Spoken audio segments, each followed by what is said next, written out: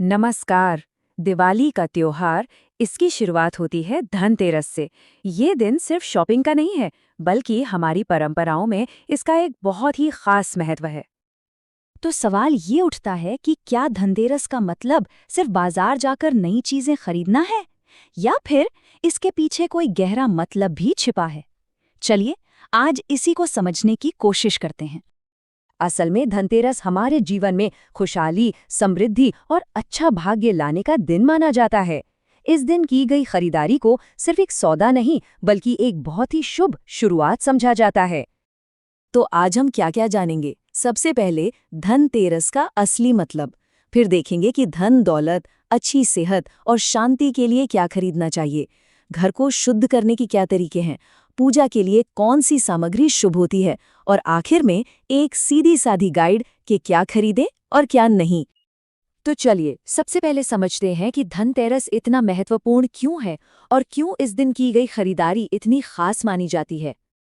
देखिए, ऐसी मान्यता है कि इस दिन जो भी शुभ चीजें खरीदी जाती हैं, वो घर में देवी लक्ष्मी और भगवान कुबेर की उपस्थिति को स्थापित करती हैं। तो ये सिर्फ सामान खरीदना नहीं हुआ, ये तो घर में एक तरह से आध्यात्मिक समृद्धि को लाना हुआ।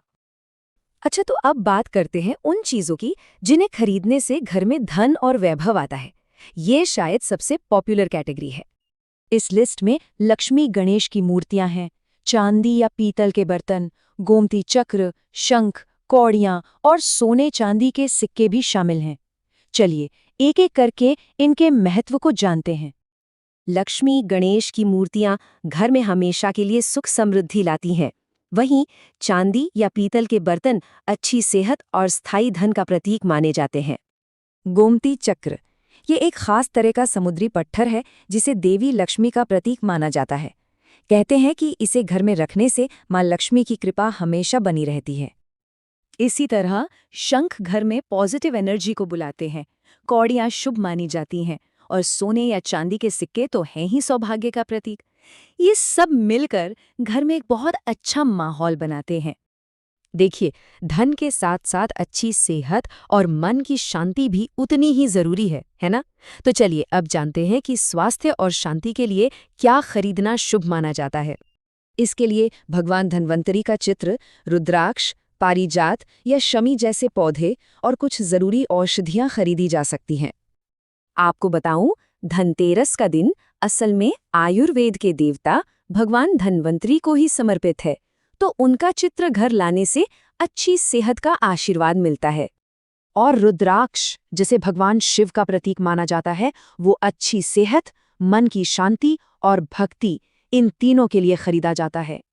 त्योहार की तैयारी में घर की साफ सफाई तो एक बहुत जरूरी हिस्सा है, पर यह सिर्फ धूल मिट्टी साफ करना नहीं है, बल्कि घर से नेगेटिव एनर्जी को दूर करना भी है।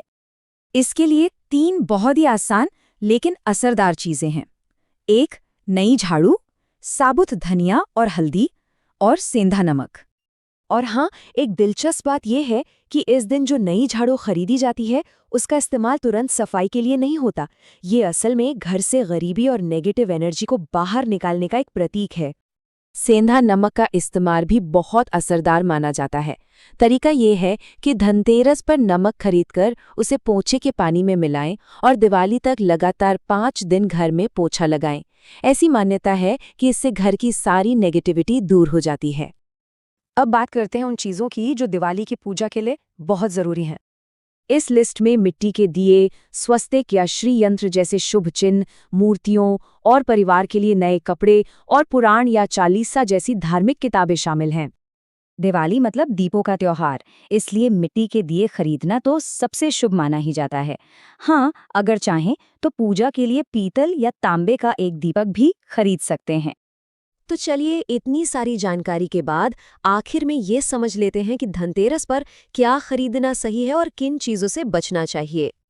तो बस ये याद रखें, धातु, धनिया, झाड़ू, नमक और पौधे जैसी चीज़ें ज़रूर खरीदें, और जहाँ तक हो सके लोहा या कांच की चीज़ें खरीदने से बचें। ये एक आसान सा नियम है जो सही चुनाव करने में मदद करेगा।